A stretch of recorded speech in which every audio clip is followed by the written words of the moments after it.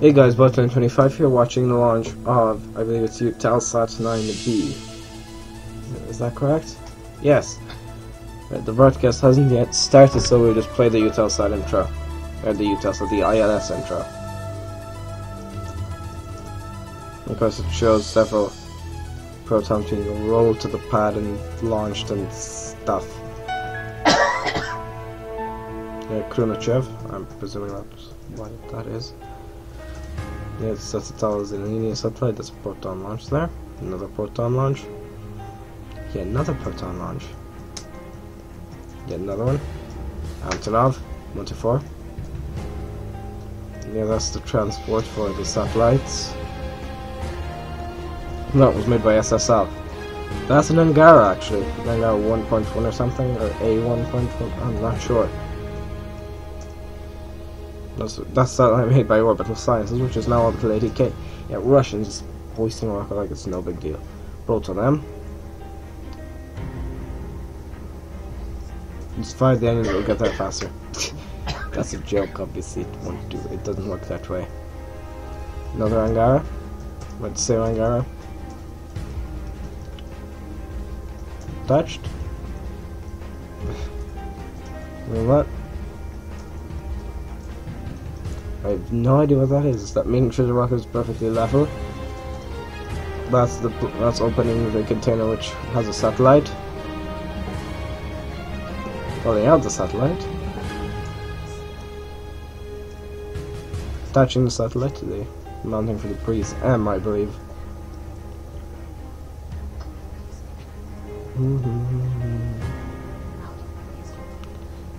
Yeah, there's one. Another launch. Yep, they're the people that makes this happen. That's the launch tower. That's the proton being erected. Another launch.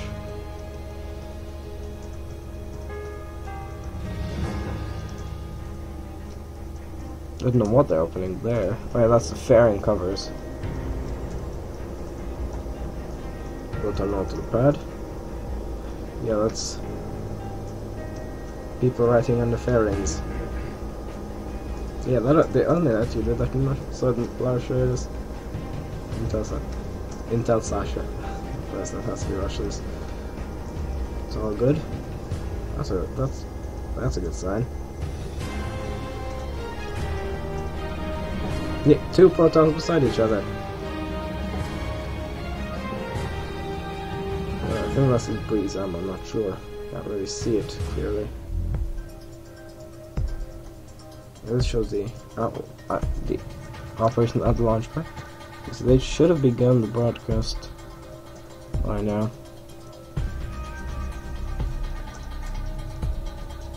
Rocket is erected. Ignition.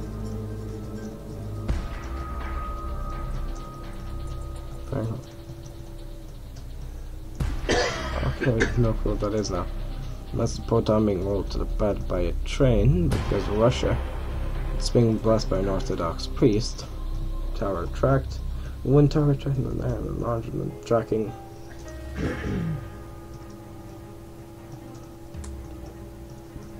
And since that's up 23, if you couldn't guess. Is that a camera? Or is that like a measuring device? And that's the proton being put into the pad. Yeah, that definitely says breeze on. Proton M. Come on, ILS, you're late. Yeah, that's the launch tower. I don't know what that thing is being rolled. That's the proton. Yep, those things are open and they close around the proton. And that's it. Yeah, that's the rollout support structure being removed. SatMex 8. I mean, that was a successful one. Because proton has been known to have some failures now and then. The proton, if you're gonna fail, get it out of the way. If you're gonna fail, give us something spectacular. Yeah, you can see some of the I don't know what that is of the engines.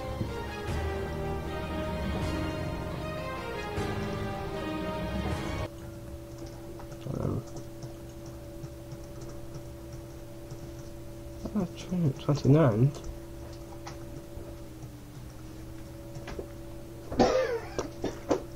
Okay guys, I'll pause recording until cover starts. Okay guys, apparently the broke. mentioned, Eutelset 9B hosts the EDRS payload. Here's more about EDRS in a short video prepared by Isa. God damn it. It began, it didn't tell us. Hold on, can we go back? Observation satellite. Yes, we can. We're going to watch this from the start. Yes. Yeah, we're watching this from the start. Let's. Like, seriously though? I'm just jumping into it at this point.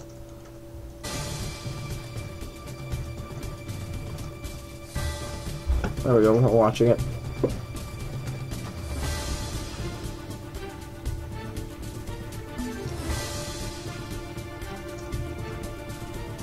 Let's see, Baikonur. ILS. Eutelset 9B.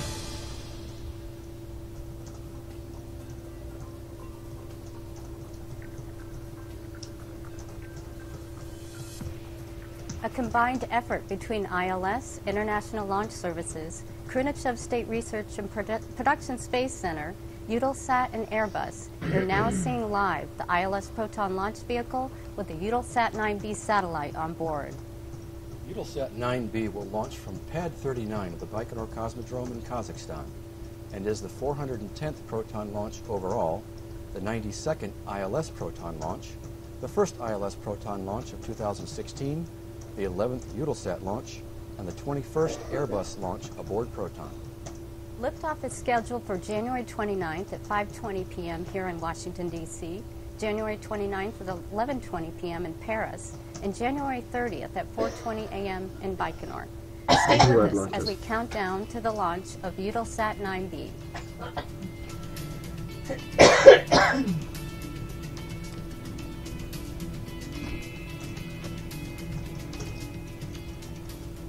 Hello, I'm Karen Monahan with ILS. Welcome to our live coverage of the ILS Proton launch of Eutelsat 9B.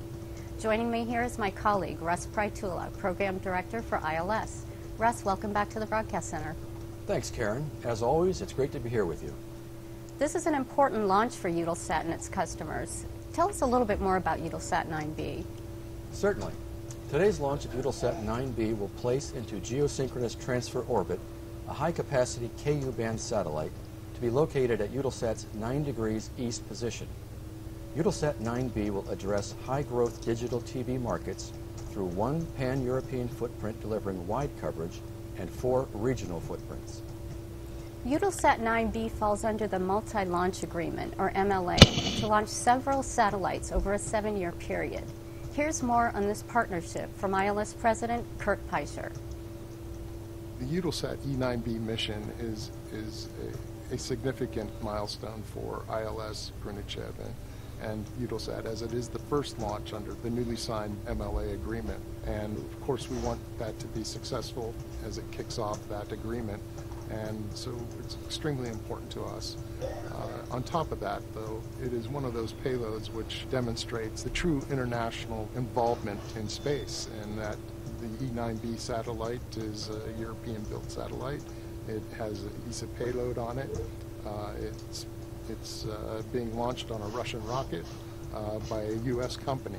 And so this market is truly international. It's a great way to demonstrate cooperation between the various international communities. The multi-launch agreements are essentially a partnership with the key customers out there that launch frequently. And this will provide them flexibility.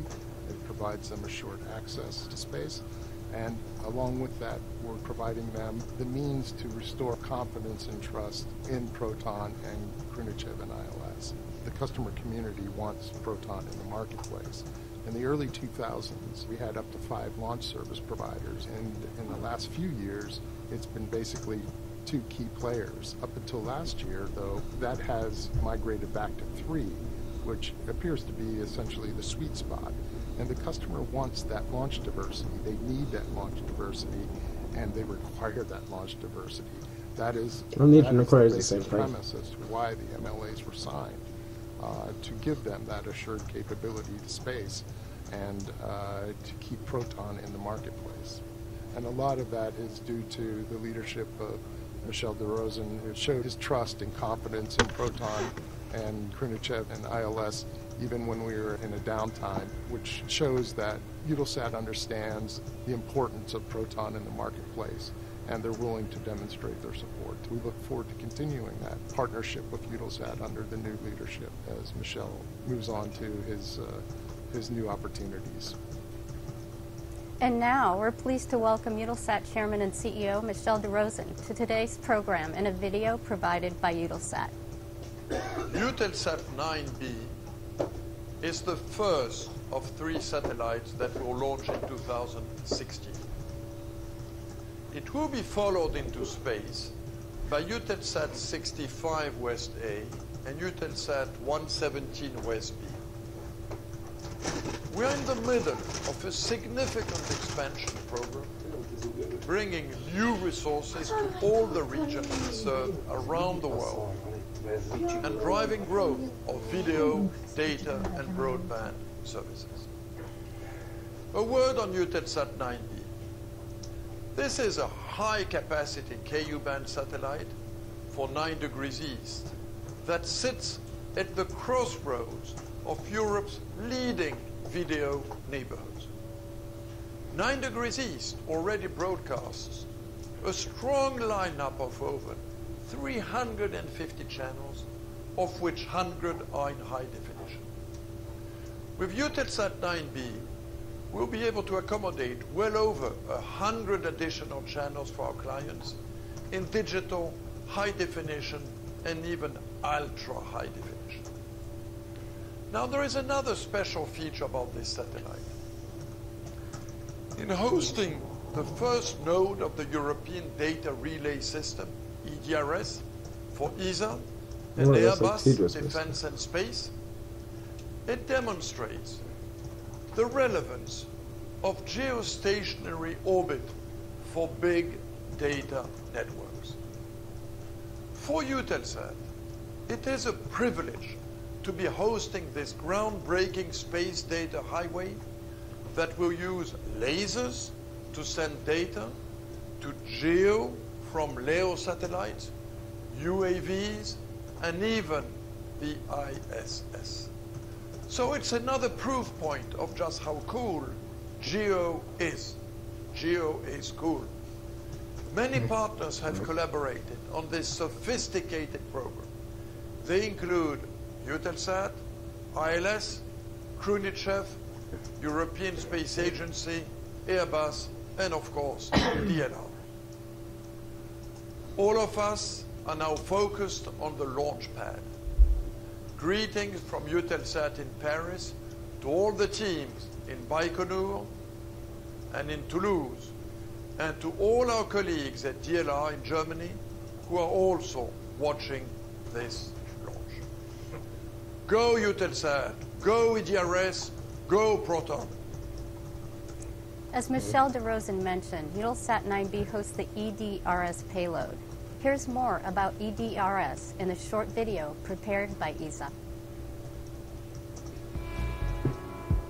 Yeah, I got used to that easy. Earth observation satellite data has become a part of everyday life. Its applications range from aiding ship travel and supporting relief efforts to monitoring our environment. The immediacy of data obtained from satellites is what makes it so valuable.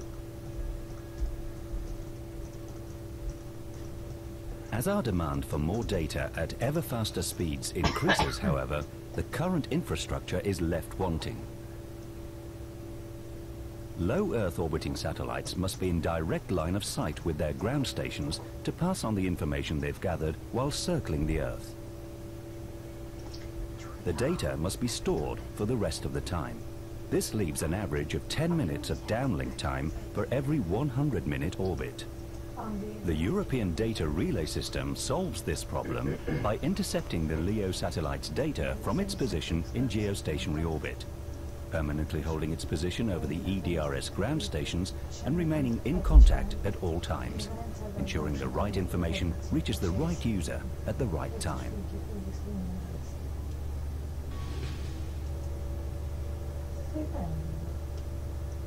We're counting down to the launch of Eutelset 9 at the launch site. The most recent weather readings I've received show that currently they are under partly cloudy skies with a predicted liftoff temperature of -9 degrees Celsius or 14 degrees Fahrenheit. Ground winds are out of the north at 2 to 4 meters per second, which is well within our limits. Upper level winds are within limits at all altitudes. So weather is well within constraints, and currently we are go for launch. It's late January at the launch site and it's pretty cold, but even in the most extreme temperatures, Proton was designed to withstand the year-round weather conditions at the Cosmodrome. Here's a little more on that. Proton is specifically designed to launch in most weather conditions, such as extreme hot or cold. In fact, Proton can launch between -76 and +140 degrees Fahrenheit. In the middle of winter, the temperatures can dip as low as -25 degrees Fahrenheit at night, with the lowest temperatures on record being even colder. Temperatures can also rise to as high as 125 degrees Fahrenheit in the summer, with the highest temperatures on record being much warmer. The Proton handles these extreme weather conditions by controlling the environments inside the payload fairing and the use of underground storable propellants. When the Proton was originally developed in the early 1960s, it was designed as large as it is to discount weather as a factor for launching a rocket. Harsh upper-level winds are really the only weather condition that could cause a delay in Proton flight, and traditionally, in Baikonur, low upper-level winds are the norm. The ILS Proton mission for the Eutelset 9B satellite entails 5 BRIES-M burns. It takes 9 hours and 12 minutes from liftoff to injection into geosynchronous transfer orbit. Let's take a look at the Eutelset 9B mission profile. This is the Geosynchronous Transfer Orbit, or GTO, mission flight profile for Eutelset 9B. The Proton M launch vehicle will utilize a 5-burn BRIES-M mission design and lift off from Pad 39 at the Baikonur Cosmodrome in Kazakhstan with the Eutelset 9B satellite on board. The 191-foot, or 58.2 meter tall, ILS Proton is a 3-stage rocket with a restartable upper stage. The Proton's first 3 stages propel the orbital unit, consisting of the BRIES-M payload adapter system and the Eutelset 9B satellite, into a suborbital trajectory during the first 10 minutes following launch. After that, the BRIES-M takes the spacecraft through the parking, intermediate, transfer, and geotransfer orbits during the remaining 9 hours of the mission. The liftoff phase begins with the ignition of the 6 powerful first-stage engines that generate 2.4 million pounds of thrust at sea level. As the ILS Proton lifts off from its launch pad, it immediately executes a roll maneuver to align its pitch axis with the flight launch azimuth of 61.3 degrees as it travels in an east-northeast direction across Kazakhstan towards the Pacific Ocean. The first stage engines fire for about 2 minutes, during which time the ILS Proton experiences maximum dynamic pressure. Soon after that, the first stage separates from the second stage. As the second stage ignites, 540,000 pounds of thrust is generated for 3.5 minutes, and then stage 2 separates, allowing the third stage engine to fire and generate 131,000 pounds of thrust for 4 minutes. Soon after third stage ignition, the payload fairing, consisting of 2 symmetrical payload fairing halves, separates and is jettisoned from the launch vehicle. Having traveled from Baikonur to eastern Russia at 51.5 degrees north latitude, Stage 3 separates from the orbital unit, which is now moving at about 7,300 meters per second, or 4.5 miles per second relative velocity in a suborbital trajectory. At this point in the mission, the BRIES-M upper stage, designed to inject payloads into a variety of orbits, takes over. The first of 5 BRIES-M burns in Eutelset 9B's GTO mission occurs about 1.5 minutes after the third stage separation. The purpose of this first BRIES-M burn is to achieve a low Earth circular parking orbit of 173 kilometers and spans from Siberia to Russia's east coast. 52 minutes after the main engine cutoff of the first burn, or MECO-1, the second BRIES-M burn begins, placing the spacecraft into an elliptical orbit called the intermediate orbit. Apogee is increased to 5,000 kilometers, perigee to 270 kilometers, and inclination slightly reduced to 50.3 degrees. This nearly 18-minute burn spans from the South Atlantic 800 miles east of Rio de Janeiro to Libya. In a 19.8-minute sequence, the third BRIZM burn is executed. The auxiliary propellant tank, or APT, is jettisoned, and the fourth BRIZM burn is completed, resulting in the transfer orbit, a more elliptical orbit. In the transfer orbit, the apogee is greatly increased to 35,713 kilometers, more closely matching geosynchronous altitude, while perigee is slightly increased to 435 kilometers, and inclination reduced to 49.1 degrees. The third and fourth BRIZM burns take the spacecraft from the South Pacific, 200 miles west of Chile, to 300 miles west of Morocco. The BRIZM performs various attitude maneuvers during the coast phases between burns, allowing Eutelset 9B and the BRIZM to be exposed to the warming rays of the sun at pre-programmed solar illumination angles, designed to meet power and thermal requirements. About 5 hours later, the orbital unit performs a large plane change maneuver, greatly decreasing inclination from 49.1 to 12.8 degrees during the fifth and final BRIZM burn. Apogee is slightly decreasing to 35,696 kilometers, and perigee increases considerably to 4,444 kilometers. The fifth BRIZM burn lasts approximately 8 minutes. About 12 minutes after MECO 5, Eutelset 9B is separated from the BRIZM, having reached its targeted GTO orbit near the east coast of Africa. The total mission duration is 9 hours and 12 minutes in length. The first burn of the BRIZM upper stage is scheduled for completion about 16 minutes into the flight. Our broadcast will conclude at that time, since the upper stage with the Eutelset 9B will be in a planned blackout period, when it will be out of range of the ground tracking stations for about an hour. You can stay up to date on the key mission milestones by visiting the ILS website, ilslaunch.com, by following us on Twitter, and by liking us on Facebook. Eutelset 9B is the 11th satellite launch aboard ILS Proton for Paris-based Eutelset, and the 21st launch aboard ILS Proton for Airbus. Here's a short video about Eutelset 9B prepared by Eutelset.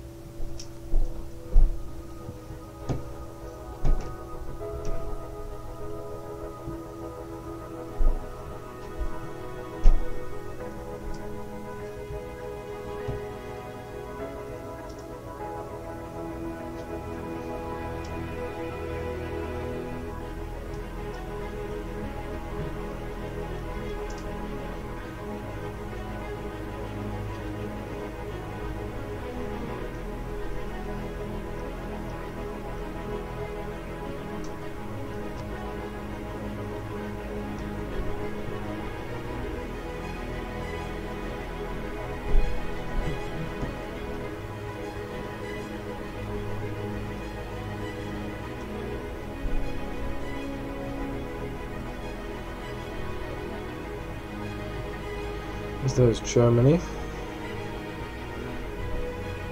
Alandra. Greece. I'm sorry, that covers a lot more than Greece. That just covers the Atlantic, Italy, the Nordic and Baltic. So weirdly, Greece, the Greek one, also reaches into Britain.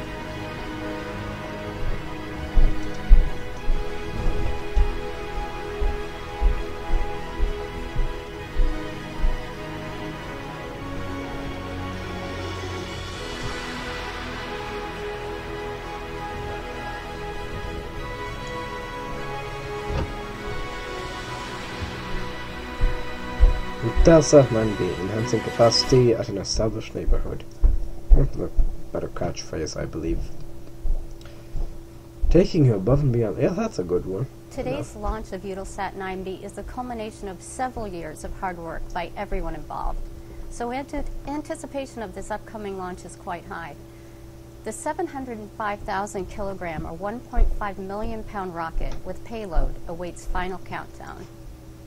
As we look at Eutelset 9B on Launchpad 39 in Baikonur, we are all thinking of the unbelievable amount of time and effort and its partners at Eutelset, Airbus, Khrunichev, and their consultants and vendors. Khrunichev. From conception to design to manufacture and to launch and finally into operation, this is a large-scale operation involving a lot of precision planning and detailed execution by all involved. Mission teams are in their places in the launch bunker, control rooms, ground stations, and communication centers around the world. The most recent weather readings indicate that we are still within the wide proton design envelope for launch. And so, the final go for launch polling has been completed. 42 seconds now before launch. 40. We've got a great view of the rocket on the pad. Clear skies in the early morning in Baikonur. This is the we should get a good view of the halo then. Before the big event. Just 25 seconds left in the count. And now I will step aside 20. as we watch together the launch of Eutelset 9B. 15. Oh, they said that a bit early, comrades. 9, 8, 7, 6, 5, 4, 3, 2, 1. We have ignition. And we're gone. Liftoff of an ILS Proton is gone. In Kazakhstan, with the Eutelset 9B satellite on board. That's gone. About 10 seconds after liftoff, the vehicle does a roll maneuver to align the launch vehicle pitch axis with the northeasterly launch azimuth. The vehicle will soon experience maximum dynamic pressure, or max Q, which is when the aerodynamic stresses on the vehicle in atmospheric flight are at their peak. For Proton, max Q occurs about 1 minute, 2 seconds after liftoff, at a velocity of Mach 1.6, and is sometimes accompanied by a visible condensation if atmospheric and lighting conditions are favorable. 45 seconds into the mission. Also, the early R7s could not perform this roll maneuver, so... Still getting a good view of the launch vehicle as it heads downrange. Yeah, there's a condensation trail there. Into the flight, and so we're just now passing through the period of maximum dynamic pressure. What was I saying? Oh yeah, the early R7s could not Everything perform seems to be proceeding nominally as the vehicle ascends over the cosmodrome in a northeasterly direction. Couldn't perform a a flight launch azimuth of approximately 61.3 degrees. So it couldn't perform a roll maneuver, so they had to turn the entire launch pad and rocket on their location. And reports from Baikonur are that it's a great view, very clear. A great view. They're telling you that. View of this downrange event. 1 minute 40 seconds into the flight. We're coming up on the first stage of separation from the second stage that is set to occur at 2 minutes into the flight. On clear nights, observers at the Baikonur Cosmodrome may be able to see a bit of a halo effect of light as the second stage engines ignite prior to the separation from the first stage. And you saw it there as a great shot at 2 minutes into the flight. You can see it there. You can see the first stage there. That's the first stage being good separation from the first being stage. baked by the second stage. Yeah, you can see the first stage there. 2 minutes and 22 seconds into the flight, the launch vehicle appears as a point of light in the sky heading downrange. You small dot following it is the first stage. I believe we should mention that, confirmation comrade. of planned level of thrust on all 4 second stage engines. The second stage will operate for about 3 minutes and 27 seconds. Instead of just... Oh, God damn it. And just getting official confirmation from Baikonur, as we noted visually. The next key mission milestone will be separation of the third stage from the second stage at L plus 5 minutes and 27 seconds. 20 seconds after that event, the payload-faring pyros will fire, separating the two halves and jettisoning them from the vehicle. Lastly, as the ILS Proton travels northeasterly downrange from Kazakhstan into Russia, our viewers will notice some brief planned time lags in our reporting of key mission milestones, as the telemetry has to be relayed from multiple ground stations. The first burn of the BRIZAM upper stage is scheduled for completion about 16 minutes into the flight. After that burn, we'll conclude our live coverage. Now here's a video about some of the technical advances featured in Eutelsat 9B, prepared especially for this launch by ESA and Airbus. The giant Eutelset 9B is a state-of-the-art communications satellite designed to provide digital TV services for customers across Europe. But it's also fitted with the first terminal for the European Data Relay System, EDRS-A, a precision telescope that will receive data via laser from satellites in lower orbits. The innovative EDRS program is a public-private partnership between ESA and Airbus Defence and Space. Part of ESA's strategy to stimulate new commercial markets, the project is managed by ESA's R-Test program. What the heck is this? Precision in telecommunication systems. It's a kind of broadband network in space, offering capabilities to transmit a large amount of data from Earth observation satellites down to Earth. EDRS enables satellites in low Earth orbit to send data to satellites in higher fixed geostationary orbits, which can then be transmitted back to Earth. This means that satellites can be in continuous contact with the ground via receivers such as this new one at Harwell in the UK. With the first launch fast approaching, EDRS is evolving into GlobeNet, a high-speed data network in space using 3 geostationary satellites to provide global coverage. Airbus Defence and Space, let's say, is the public-private partnership partner of ESA, developing and co-financing the system with ESA. The technologies were developed with the support of the German Space Agency, especially the laser communication terminal was developed in Germany, and also Germany is the big supporter of the EDRS system through ESA financing. The first satellites fitted with the laser transmitters are Europe's new Sentinel satellites, which form part of the Earth observation system. The latest of these spacecraft, Sentinel-2, was launched in 2015, and the laser data service is due to begin later this year. From 2018, EDRS will also be used to provide an additional video and data link to the International Space Station. And this is just the start. EDRS and its successor GlobeNet have the potential to transform the capabilities of satellites and open up many new applications and commercial opportunities for space technology. Okay, 6 minutes into the flight, I'm hearing from Baikonur they've got confirmation of the separation of the third stage from the second stage as planned, as well as we just got confirmation of payload-fairing jettison. Payload-fairing jettison occurs at a velocity of about 4,600 meters per second, or 2.9 miles per second, at an altitude of 137 kilometers. Our next major milestone happens in a few minutes. That will be the separation of the Proton's third stage from the Breeze M upper stage. All Proton rockets are expertly manufactured at Khrunichev in Moscow and then transported to Baikonur via rail car. It's pronounced Moskva. Here's a brief look at some of the engineering behind the Proton launch vehicle.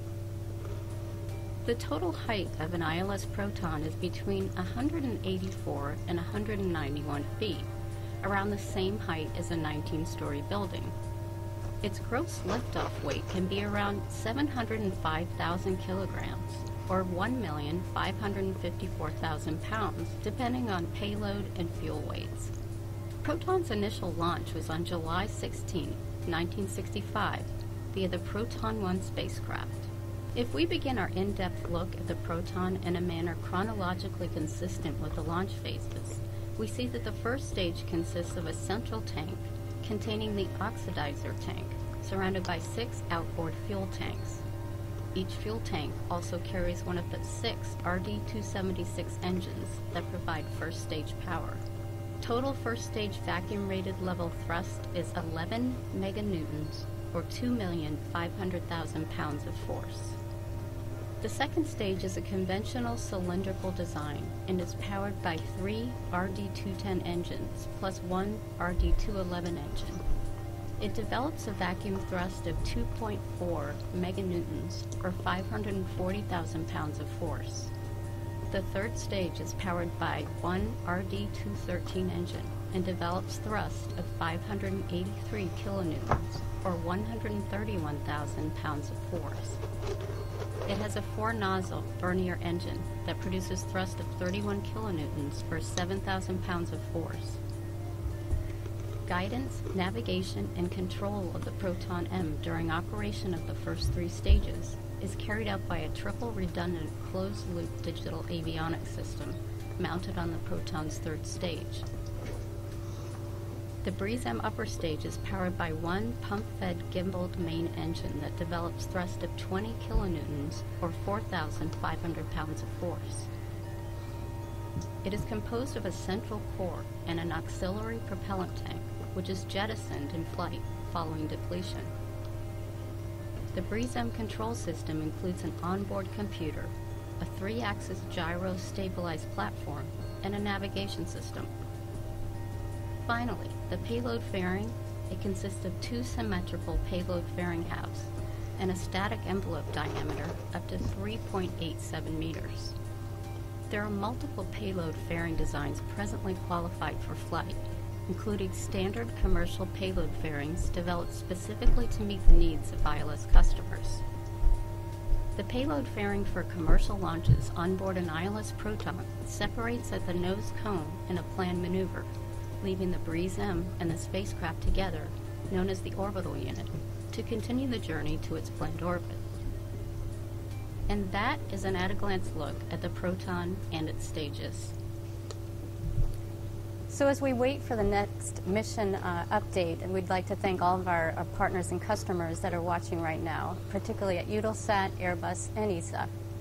So Russ, can you give us an update at this time? Well, good timing. We're 10 minutes into the flight and just got a confirmation from Baikonur of a good shutdown of the 3rd stage. Of course, that'll be followed, it was followed a few seconds later by separation from the BreezeM. Waiting for that confirmation, but looking good so far. Great, thank you, Russ. The BreezeM upper stage is designed for injecting large payloads into a low, medium, or high geosynchronous orbit.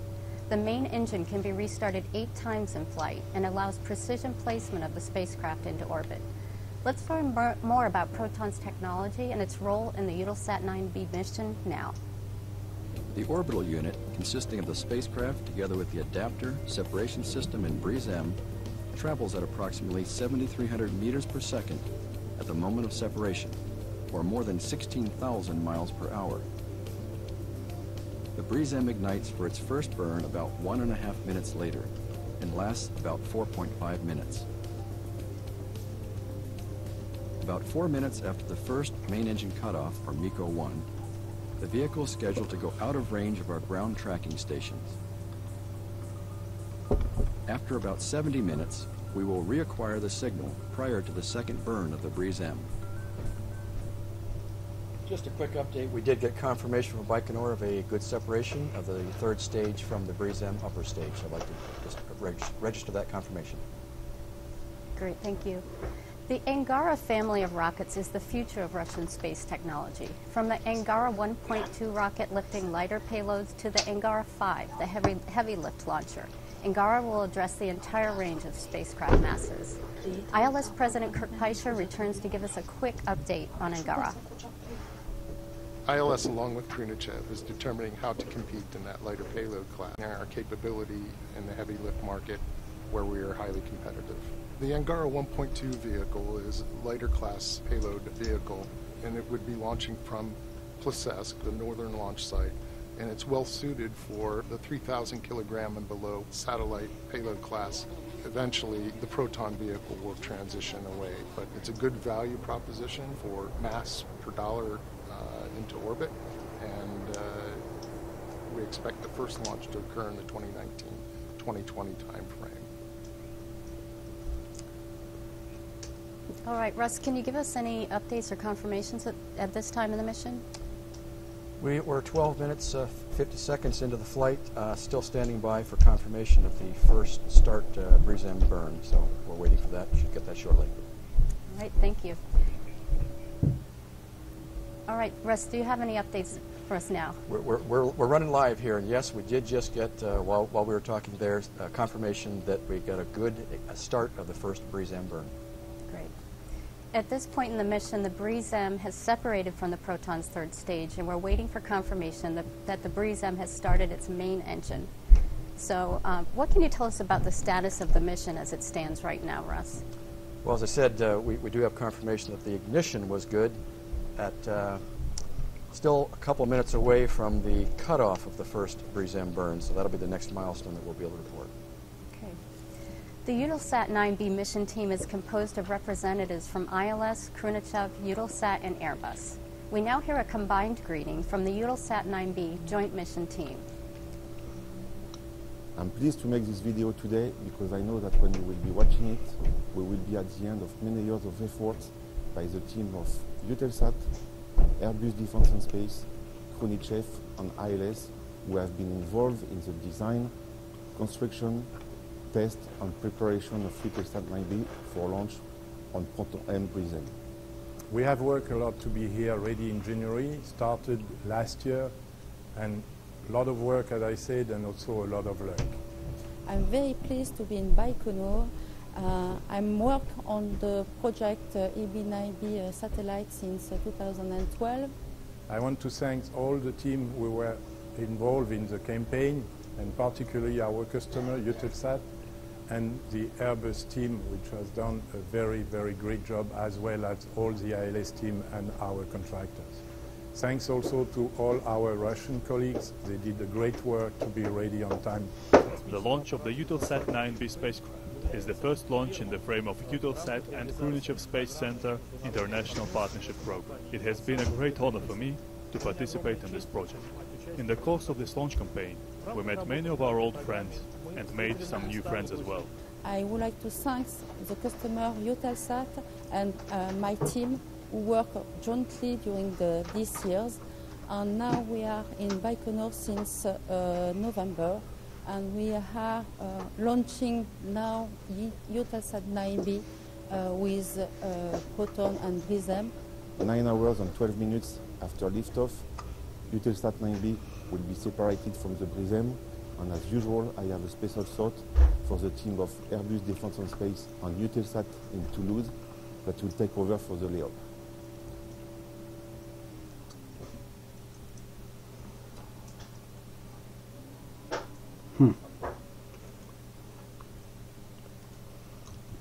Quick refresh.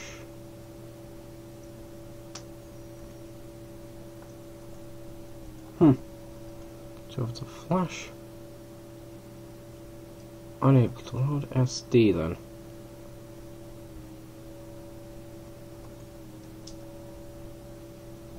No.